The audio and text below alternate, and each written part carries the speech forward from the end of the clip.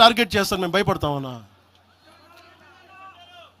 నేను పార్టీ పెట్టాను అంటే చచ్చిపోవడానికి సిద్ధపడే పార్టీ పెట్టాం. ఒక కాంగ్రెస్ నాయకుడు ఐ లవ్ పాకిస్తాన్ అని డిబేట్లో మాట్లాడే కాంగ్రెస్ నాయకుడు ఈరోజు మీడియా ముందుకు తీసుకొచ్చి పవన్ కళ్యాణ్ ప్రెస్ మీట్ పెడితే పీస్ అండ్ హార్మనీ దెబ్బతింటుందని కామెంట్ చేస్తూ ఉన్నారు. మనల్ని ఎవరు ఆపేది?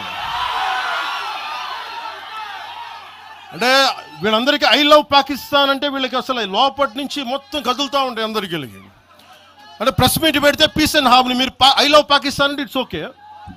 When I want do press addressing, then it's an issue for you, law and order issue. అది పెహల్గామ్లో ఇంతమంది ఉగ్రవాదులు చంపేస్తే ఈ సోకాల్ కాంగ్రెస్ నాయకుడు ఎందుకయ్యా మాట్లాడలా? ఎందుకు మీరు నోరు మెదపలా?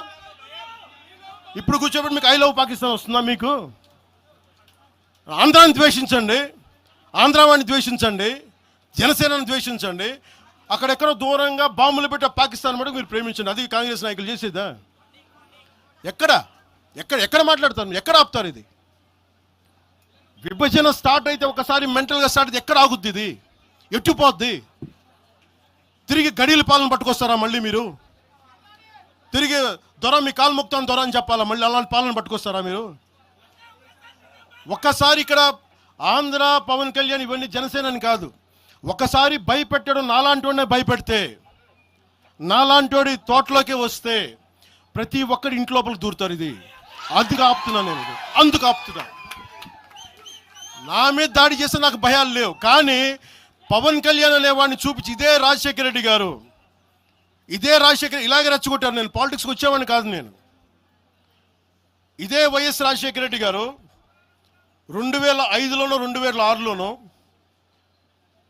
బాలు సినిమా అయిపోయిన తర్వాత నాకు అపెండిక్స్ ఆపరేషన్ జరుగుతూ ఉంటే ఓ హాస్పిటల్ అపెండిక్స్ ఆపరేషన్ నేను కూర్చొని ఉంటే ఒక ఉన్నతాధికారి వచ్చాడు, ఒక పోలీస్ అధికారి నా కాడికి, ఉమ్మడి ఆంధ్రప్రదేశ్లో సంబంధించిన ఒక పోలీస్ అధికారి.